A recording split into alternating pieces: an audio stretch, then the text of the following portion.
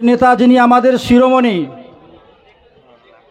জানি না নওশাদ ভাইজান আপনারা কে কতদিন নওশাদ ভাইজানকে চেনেন। তবে আমি আমার নওশাদ ভাইজানকে একেবারে 9 থেকে 11 বছর 9-10 বছর বয়স থেকে আমি নওশাদকে চিনি। ফুরফুরা শরীফে পড়াশোনা করতাম, তখন থেকে উনি ঠিক মেপে কথা বলতেন। আমরা বিভিন্নভাবে বিভিন্ন জায়গায় দেখতে পাচ্ছি, বিভিন্ন জায়গাতে যেতে বাধা। মঞ্চে উপস্থিত আইএসএফের বিভিন্ন কর্মীবৃন্দ এবং সামনে উপবিষ্ট আইএসএফ ভক্তবৃন্দ,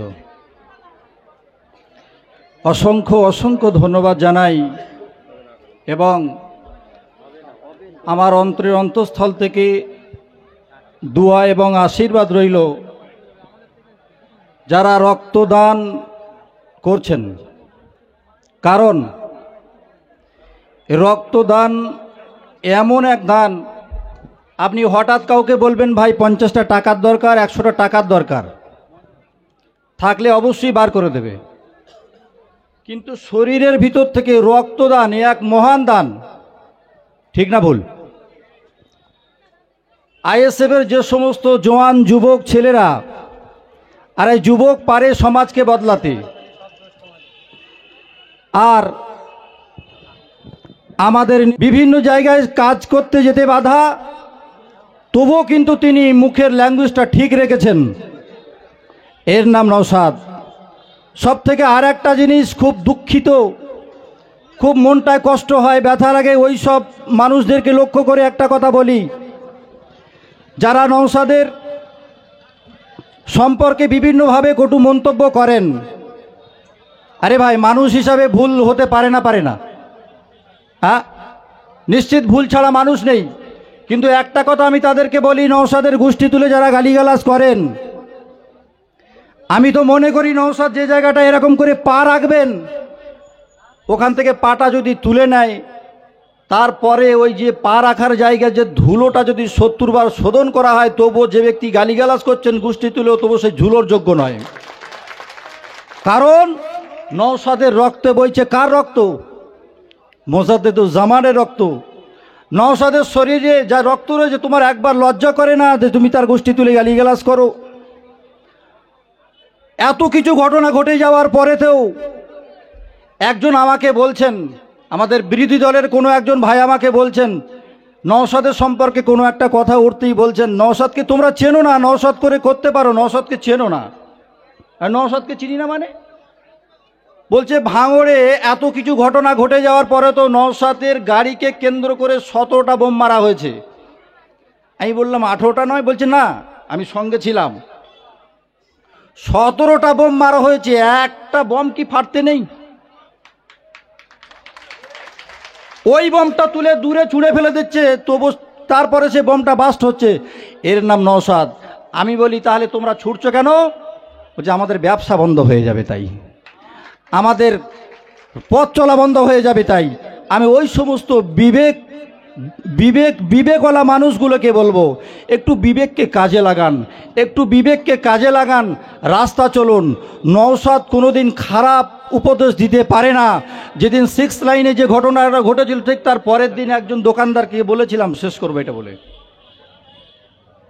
আমাকে পা থেকে মাথা পর্যন্ত তাকিয়ে বলছে, না বাবা বলবো না, কোথাকার কথা কোথায় গড়াবে তার ঠিক নাই। আমি না বলুন, কোনো অসুবিধা নেই। কি ঘটেছে নিশ্চয়ই আপনারা তো জানেন। তো একজন বলছে সত্যি নওশাদ বাপের বেটা, ইট এবং বম বৃষ্টির মতন বর্ষণ হচ্ছে, বেটা এমন সাহসী ছেলে, গাড়ি থেকে নেবে সাহসের সঙ্গে দুটো হাত দিয়ে এগিয়ে চলে যাচ্ছে। ও গুলিরও ভয় করে না, ও বমেরও ভয় করে না, ইটেরও ভয় করে না। আমার অন্তর থেকে দোয়া রইল যারা রক্তদান করছেন, আমার অন্তর কলিজা থেকে দোয়া করছি যারা আপনারা এই দলের সঙ্গে ভিড়েছেন, অবশ্যই থাকুন। নওশাদ সিদ্দিকী জিন্দাবাদ, আইএসএফ জিন্দাবাদ। সংক্ষিপ্ত কথা বলে আমি আমার বক্তব্য শেষ করছি। ধন্যবাদ আমাদের হাবেজ সাহেবকে। ধন্যবাদ। আজকে সবার সভাপতি এখানে উপস্থিত আমাদের রাজ্য কমিটির সাধারণ সম্পাদক মহাশয় বিশ্বজিৎ মহাশয়, এখানে উপস্থিত হাইকোর্টের অ্যাডভোকেট, স্টেজে উপস্থিত আমাদের একমাত্র 82 নম্বর জেলা পরিষদ রাইনুর হক মহাশয়, এখানে উপস্থিত বিভিন্ন অঞ্চল নেতৃত্বরা, সবাইকে ধন্যবাদ জানিয়ে এবং স্টেজের সামনে যে সকল আমাদের আইএসএফ কর্মীবৃন্দুরা আছেন তাদেরকে ধন্যবাদ জানিয়ে এবং স্টেজের সামনে যে সকল আমাদের মিডিয়া বন্ধুরা আছেন তাদেরকে ধন্যবাদ জানিয়ে আরও বেশি করে ধন্যবাদ জানাই। আজকে এই সবার মাইকের আওয়াজ যত দূর পর্যন্ত যাচ্ছেন, যারা শুনছেন, আমাদের শানপুকুর অঞ্চল কমিটির পক্ষ থেকে তাদেরকে অভিনন্দন জানাই। আজকে যে 2 দিন ব্যাপী রক্তদান শিবির, আজকে শেষ দিন। এই রক্তদান শিবির যিনি মূল নায়ক তিনি হলেন আমাদের ভাঙড়ের বিধায়ক মোহাম্মদ নওশাদ সিদ্দিকী মহাশয়। তাঁর উদ্যোগে যে 2 দিন রক্তদান মহা উৎসব পালন চলছে, আজকে তার শেষ দিন। কিছুদিন আগে আমরা দেখছিলাম মিডিয়ার মাধ্যম দিয়ে ঘটকপুকুর কোনো স্টেজ থেকে শওকত মোল্লা মহাশয় তিনি বলছিলেন যে আইএসএফের ছেলেরা 2 বছর নাকি অনেক মাথা ফাটিয়েছে, অনেক রক্ত ঝরিয়েছে, অনেক জমি দখল করেছে। আমি ওই শওকত মোল্লার উদ্দেশ্য করে স্টেজ থেকে একটা কথা বলতে চাই, আইএসএফের ছেলেরা কারো মাথা ফাটাবে, কারো রক্ত ঝরাবে, কারো জমি দখল করবে তা নিয়ে এই দল গঠন হয়নি। কারণ এই দলের যিনি সর্বসারী নেতা তথা আইএসএফের চেয়ারম্যান, বর্তমান ভাঙড় বিধানসভার বিধায়ক মোহাম্মদ নওশাদ সিদ্দিকী মহাশয়, তিনি গরিব মানুষের কথা বলেন, তিনি পিছিয়ে পড়া মানুষের কথা বলেন, তিনি হিন্দু ভাইদের দেবত্ব সম্পত্তির কথা বলেন, একইভাবে মুসলিমদের ওয়াকফ প্রপার্টির কথা বলেন। দিনের পর দিন, মাসের পর মাস, বছরের পর বছর যারা কলকাতা রাজপথে দিয়ে আন্দোলন নিয়ে যারা কলকাতায়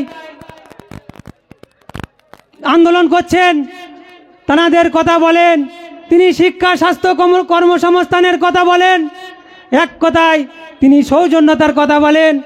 অতএব তাঁরই দলের ছেলেরা কারো মাথা ফাটাবে, কারো রক্ত ঝরাবে, কারো জমি দখল করবে, এটা কখনো মান্যতা দেওয়া যায় না। তুমি কত বড় কুখ্যাত মানুষ আমরা ভুলে যাইনি।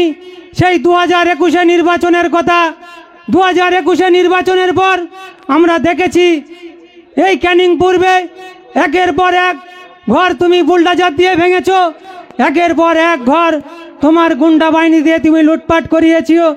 2021 সালটার সময় ছিল রোজার সময়, তোমার গুন্ডা বাহিনীদের লুটপাটের এত স্পিড ছিল যে ছোট একটা পাত্র রেখে যায়নি যে এক পাত্র পানি নিয়ে রোজাদার গ্রেফতার করবে। তারপরে আমরা দেখেছি শুধু আইএসএফ করার কারণে এখনো অনেক মানুষ, হাজার হাজার মানুষ তারা ঘর ছাড়া আছে। অতএব ভূতের মুখে রাম রাম, এটা কখনো মান্যতা দেওয়া যায় না। তুমি কত বড় কুখ্যাত মানুষ, তোমার এই মাননীয়া বিধানসভার মধ্যে তার যোগ্য জবাব দিয়েছিল। তুমি জীবনতলাতে একটা বাস টার্মিনালের দাবি করেছিলে, সঙ্গে সঙ্গে মাননীয়া বলেছিল তুই তো শুধু বোম বাঁধিস আর মারপিট করিস, সেখানে বাস টার্মিনাল নিয়ে কি করবি। তাই এই স্টেজ থেকে রাজ্যের মাননীয়ার কাছে একটা প্রশ্ন করতে চাই, তুমি যদি এই শওকত মোল্লার সম্পর্কে সবই জানতে, তাহলে ভাঙড় বিধানসভার অবজারভারের দায়িত্ব দাও কোন হিসাবে। যখন থেকে এই ভাঙড় বিধানসভার অবজারভারের দায়িত্ব পেয়েছে, একের পর এক গুন্ডামি কথা, একের পর এক মস্তানি কথা, একের পর এক উস্কানিমূলক কথা বলে এই শান্ত ভাঙড়কে তিনি বারে বারে অশান্ত করার চেষ্টা করেছে।